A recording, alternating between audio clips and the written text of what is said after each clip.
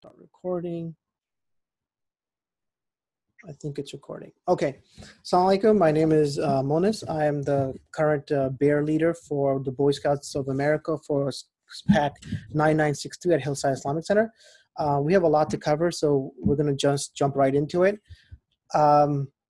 This little video is training video about how you should go about leading a den meeting, and it's very, very important that we get certain things out of the way because we want you to be really successful in your time at the Bear Scouts, well, the Cub Scouts of America. So I'm a little nervous, but please bear with me. This is the scout book for the Bears. This is bear specific and Weeblo specific, but any leader can use this because, you know, the lessons there are very, very similar. And so anyone can really use this and use this to their advantage, especially since we do have a den meeting coming up very soon. So before we go into the actual lesson, and in general, when we do these sessions, it'll be very short. It'll just be on the what to do for that one session. We'll go through the material and that'll be it. But before we do that, it's important for this time that we go over the framework of what, you know, the mindset that you have to be in order to be in front of kids and to teach them the proper way.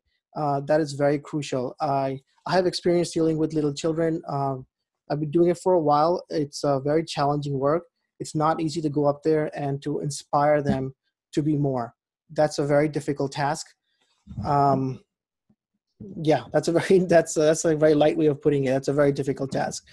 But it's very doable. Anyone can, you know, if you're motivated, if you have the right tools, you can do it. So as far as the framework is concerned, you have to operate within certain mindsets. So we are obviously Muslims and we're part of the Cub Scouts. And if I was to summarize what the Boy Scouts are about, is they want to inspire leadership. That's your goal when you're out there teaching these kids. That's what you have to do. There's a lot that and you're going to see that in the materials. There's a lot that they want you to teach and implement, but you know, sense of adventure and all that. But if I can just narrow it down, it would be to inspire leaders because that's the ultimate goal of the Cub Scouts.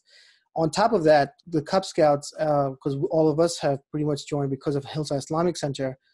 You know, what is the goal of Hillside or of any Islamic center, right? So, and that's really a connection with Allah. That's my opinion, but it's really a connection with God. And that's part of also the motto of the Boy Scouts. But if I could narrow it down, that's what the goal is of Hillside Islamic Center. So you represent both organizations when you're up there. And so it's very important that you're trying to teach this to the kids. More important than anything else that you will be teaching them. And that's very crucial for you to understand. Okay, so going into the actual framework, you know, why is the framework important? You know, why do you even need it? So in the framework, right, and then when we're starting, and I apologize for being a little nervous. It's my first time doing this type of video conferencing. When you do this type of work, you have to have the mentality that I'm really doing this for myself. And that's absolutely true. I honestly mean that 100%. If you go with the mentality that, you know, I'm doing some kid a favor or I'm doing this organization a favor, you know, it's just not going to work. And everyone's going to pick up on it. The kids that you're trying to teach, they're going to pick up on that. And I can't even tell you tremendously how much I have benefited from this type of work. It's amazing. It's late. I'm sorry. I am lacking enthusiasm. That's one thing I'm going to teach you is enthusiasm, and I'm completely lacking that in the video. So you know, it is very late. Please, I have had a long day, but this work is absolutely crucial, and so we have to make time. So, like I said, you know, you have to go with the mentality that this is a benefit for yourself. You benefit in so many ways. I can't even exaggerate that point. Like you really, really do. And I really have to drive this point home to you because you will, in anything you do, if you go with the perspective that I'm doing someone else a favor, and it is just, it never works. It makes a bad employee. It makes a bad marriage. It makes a bad parent. It makes a bad, leader. It makes a bad teacher. It just doesn't work. If you go with a mentality that you're actually benefiting yourself, you're going to do so well, and it's going to rub off on all your kids, and you're going to benefit from it, and you're going to see the benefits. I can go on and on and on talking about this, and I can tell you how many ways I've personally benefited. Just to give you an example, I could be having a bad day. I go to a meeting, hang out with the kids, teach a lesson. I actually come back energized. I come back happy. I connect with the community. It just gives so much back. So I always go with the idea that I'm the one that's really benefiting from this. And obviously, from an Islamic perspective, if you even want to extend your life, it's by doing charity. So, and this is part of that. And the greatest charity you can do is to teach someone something of value. And that will even go beyond even the time you pass away. That charity is going to last forever. So as long as, your teachings last. So it's super important to go with that perspective. That's the first thing. Then, so that's the framework, right? So, but it's, that's not the only thing. Like, so when you're standing in front of kids, right? If you think that teaching children, especially like 10 kids, is like the same thing as because having kids, it's not the same thing. Most of us that are here are probably here because we have a kid in the program. It's not like just being a parent. The only thing that I borrow from being a parent is patience and the love for the children, because every one of those group, the scouts are like my own kids. I always treat them that way. Any class that I'm teaching is like teaching my own kids. I have a lot of love for them, and I want to inspire them. So that's it's very crucial that, so you can't come in with these preconceptions in your head that it's like, it's like dealing with my own kids, no problem. It's not. Imagine having 8 of your own kids or 10 of your own kids at the same time who are like super hyper. You're going to have a very hard time. And then we're going to resort to, sometimes what I do, you just break down, you start screaming. So that doesn't work. And so that goes to our next point, which is your ego. I know that we're talking about lesson planning, and you think this is not related. It's absolutely related. One of the biggest issues that we have in any organization is dealing with our egos. You know exactly what I'm talking about when I'm talking about this subject, because anywhere you go, there will be someone who will make the issue about themselves versus dealing with the problem itself. This is going to happen when you're dealing with kids. And this is what I mean by not bringing your parenting to basically the class. It's not the same thing. I'll give you an example. Sometimes I'm frustrated. I've had a long day, and, my kid is throwing a tantrum. And, my ego gets riled up and says, how dare you not listen to me, because I'm your parent, right? So I'm operating from that framework, which is, I'm entitled for you to listen to me. In reality, you're really not entitled to that, because think about it. You're dealing with another person. You're trying to convince them of something. You're trying to inspire them from something. You have to look at it that way. A lot of times we look at children as if they don't have any meaning, or they're less than us, right? It's like they're dumb or something. That's the wrong perspective to have. They're very intelligent. They pick up on that. You have to inspire them versus like demean them. So your ego can't get in the way. Just because someone doesn't listen to you, you can't take that personally. And that's very important. You will see this continuously with anything that going forward with any organization. You will see that organization is failing because of this issue. This is one of the most important issues. You cannot put yourself before the actual task at hand. It's very easy to say, it's very hard to do. There's plenty of times where the kids are acting out and you just can't take anymore. But you're going to have to deal with it. It's a tough subject. We can talk about that more later. It is a very tough subject, but again, if you're going with the mind that you're privileged to be there, you're inspiring these kids, that you're going to do a lot better. So you got to put the ego in the background. The other thing is, So when you're actually standing in front of these children, they're little kids. They have a lot of energy. Um, you have to have confidence. You cannot be shy in front of these little kids. Think of them like little prison inmates in that sense. If they see a break in your character in terms of confidence, they're going to take advantage of you.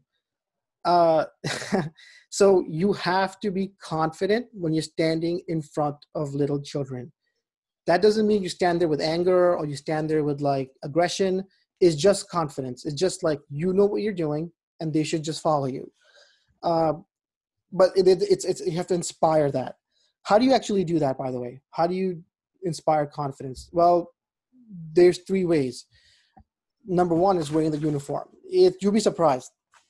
This actually makes a big difference. I understand that some of the females are not going to be wearing a uniform, but this it commands a little bit of respect. So that's why that's why we wear uniforms. It's something like you will see in any organization that has hierarchy. That's one of the things, but it's okay if you're not, in uniform all the time, because some people won't be. But the two main things you can do is tone of voice. Your voice has to carry. It has to carry with confidence. It doesn't matter if you even have an accent or if you stutter. If you have confidence in your voice, if you're speaking with caringness, like if you have a care in your voice, like you want them to do well, they will pick up on that and they will feed off of that. If you have lack of confidence and you're not speaking up, they're just not going to listen to you. The other big thing is body language. When I'm in front of my classes, body language is one of the most important things you can do. Body language communicates almost everything. This is the stuff they're teaching teachers now, in trying to be more in control of their classrooms and dealing with children, especially problematic children. Body language matters a lot. And they just came out with studies saying that, people have a preference, right? So if there's like a good looking child, people tend to be acting different towards that child versus maybe a problematic child. That's just natural preferences. There's nothing anyone can do about that. But how does that happen? It doesn't even happen with words. It happens with body language. So when you're up in the front of the class, you have to stand there with confidence, like as we've talked about, and not standing with your shoulders hunched or, like looking away. You have to make eye contact. It's very important to make eye contact. These things sound silly. They sound like stuff you would know, but you'd be surprised how many people don't do this when they're standing in front of a class. It's not easy to keep those kids' attention. All they want to do is run around. So having confidence, using the proper tone of voice, having the proper body language, it makes a huge difference. That's the difference between having a chaotic class and having a successful class. Most of the times that I've gone into a classroom setting, the kids usually are there a little bit before you. Sometimes, depending on the class you teach. Sometimes I go into a classroom and they're like doing cartwheels in the background. So like, how do you stop them from doing that? You can't just start screaming. It's not going to work. And you're already starting the day off in a bad tone. So it's confidence and body language and kind of demanding that respect, but not through words, but through your actions. And that's how you do that. So having confidence, having tone of voice, one of the keys to success is having energy. And I don't know what you need to do to have energy. But these kids, it's very draining. It is absolutely draining. You have to just, if going with the pace helps you, go with the pace. Like, meaning like, don't just exert all your energy in one moment and just kind of pace yourself. Be steady. I've been teaching kids long enough in a sense that I know how to kind of call upon that reserve energy. I'll give you an example. I was super tired the other day. Just like a couple of days ago, I teach a woodshop class. There's some dangerous tools there. The kids have to be paying attention. I walked into the class. The teacher's assistant already said, I'm really sorry. The kids had a ton of sugar. They had a bake sale there. And we just saw like all the kids running around in circles. Some of them are doing cartwheels. And, that's not a place to have that type of fun. You can get very hurt. Now I can start there screaming. I can say, oh, I'm having a bad day and I'm just not going to deal with it. But, you have to dig deep down inside and find that energy and find that confidence and find that enthusiasm and take and deal with it that way. Okay. So if there are any people out there that love to read in terms of what I'm referring to and all that stuff, there's a great book I could refer you to. If you have time, I would really recommend that you guys read this book called How to Make Friends and Influence People. Pretty much in every sales class and marketing class that are in anywhere, in different languages, in different countries, they ask you to read that book. That book was written a long time ago. There's different versions of it now. That book is amazing. I'm only going to refer to the first chapter. And the first chapter only talks about never criticizing when you want to inspire people. That is absolutely important. When you are dealing with kids, never, especially in a public, like your own children are, what you do at home, that's up to you. But when you are in a classroom setting, you cannot criticize these kids individually in front of their friends. That I have seen this happen so many times. You cannot do that. I don't know how to emphasize this anymore. If you like, I'll give you an example. I have every kid, and we're going to talk about this in a second. Every classroom has one troublemaker, guaranteed. It's just a guaranteed in life. It's always that hyper kid. It's going to be hard to motivate him or her. They're going to challenge you, right? So you cannot ostracize that kid. You cannot isolate that kid. If you start using negative language and directly pointing out that kid's fault, especially in front of his group settings, that kid is going to internalize that. And you can't do that. I've wanted to sometimes do that. I have never done that to a kid. That is that is a line you can never cross. That is a guaranteed way to lose a child. Meaning like they're just going to shut off and they're just not going to pay attention to you anymore.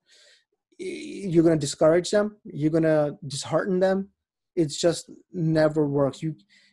When I want to make criticisms, or when I want to improve something, let's say the class is just talking way too much and I just really need their attention and I really need them to focus, right? Especially like in woodshop, right? Where you can cut your hands off if you're not paying attention. So it's not like a joking matter. If I really need them to attention, like I will make a comment, but I will make a general comment.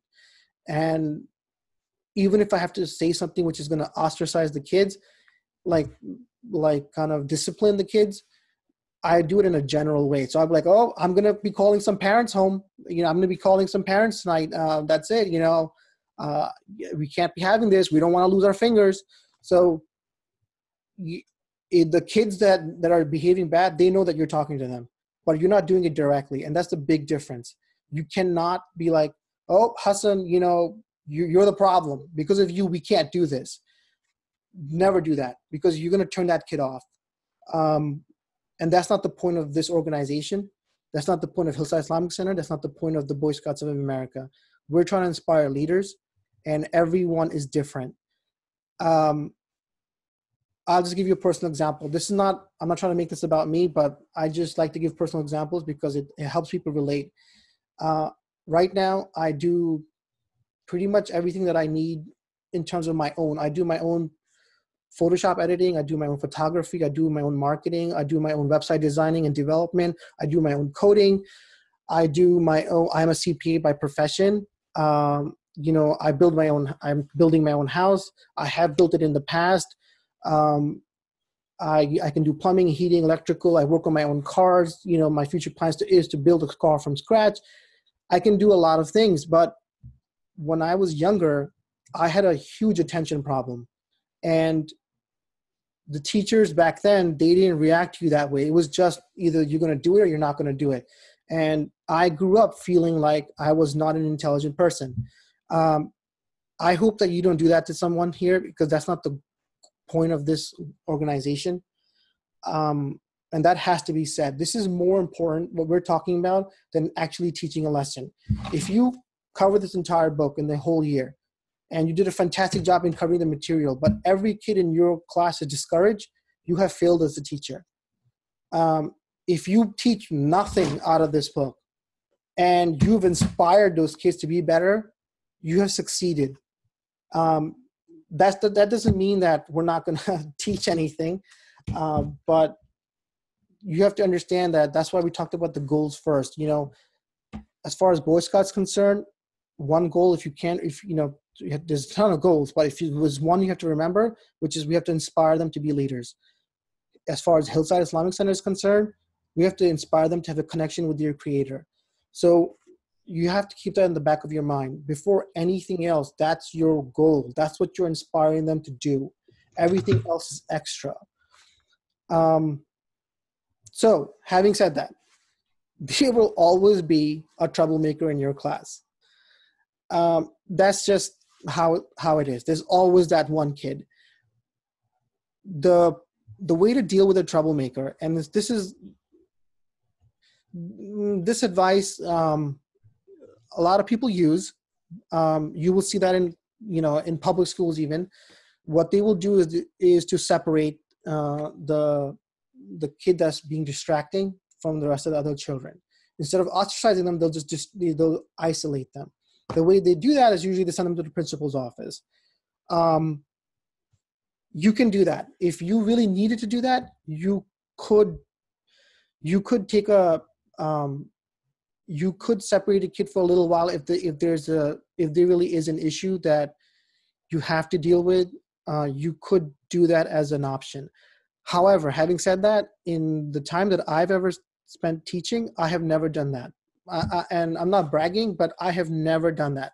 And I'll tell you why. The troublemaker in the class is generally my best student. It sounds ironic, but it really is true. That kid just needs to be a little bit more inspired. It's going to take a little bit more energy, but what you're going to gain out of that kid is way more than, just isolating him or her. I'll give you an example. I have this kid. He's in woodshop. He is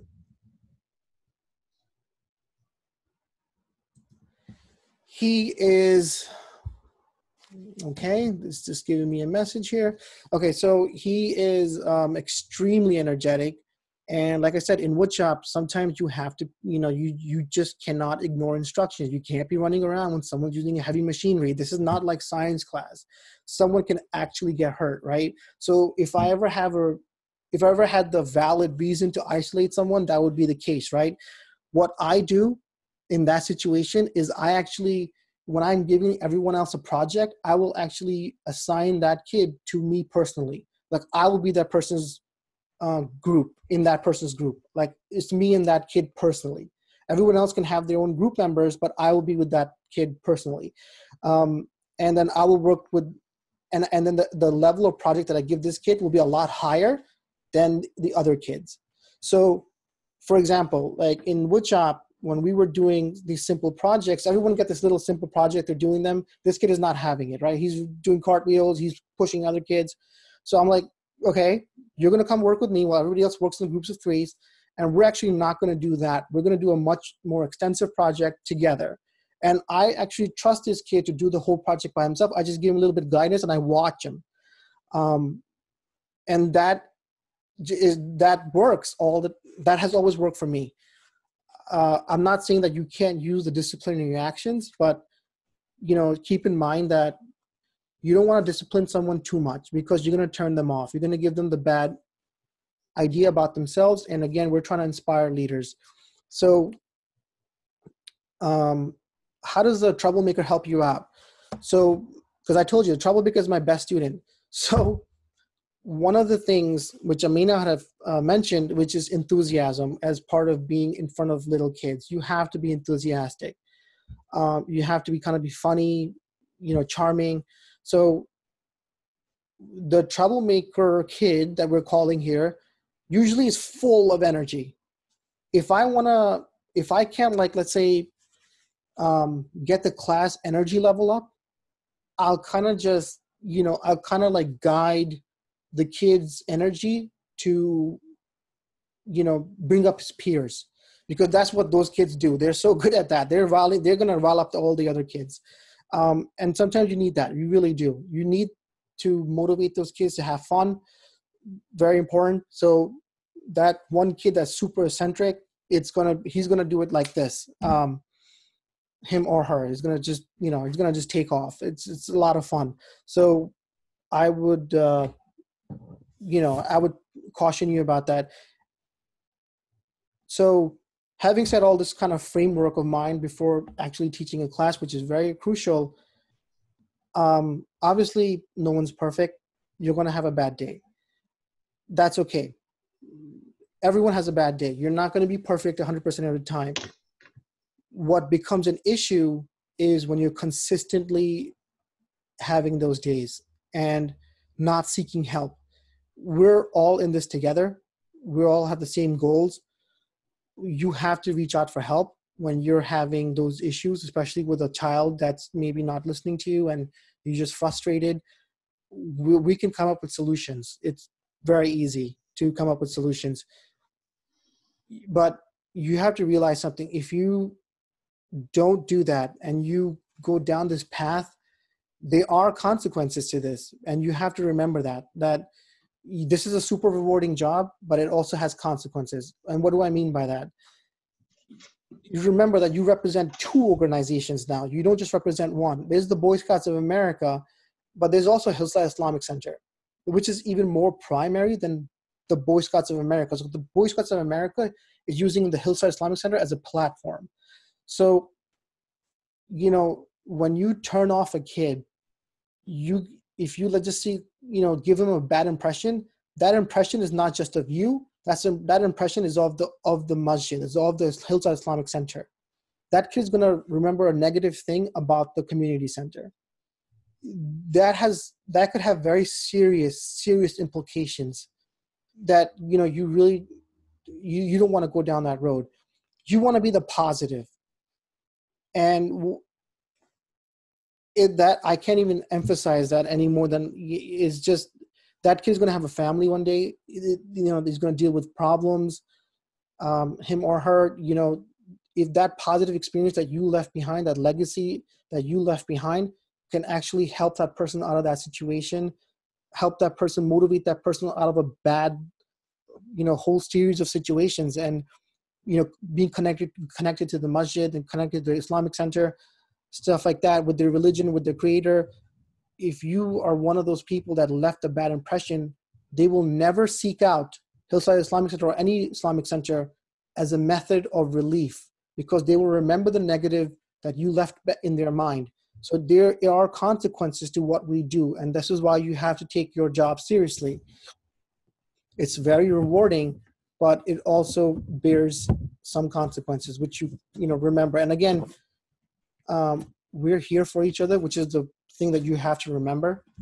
And just rely on that support. I can't even begin to tell you how many times I've relied on my fellow den leaders and stuff like that, and just committee chair people, and just you do that because we're a team. You don't go about it alone.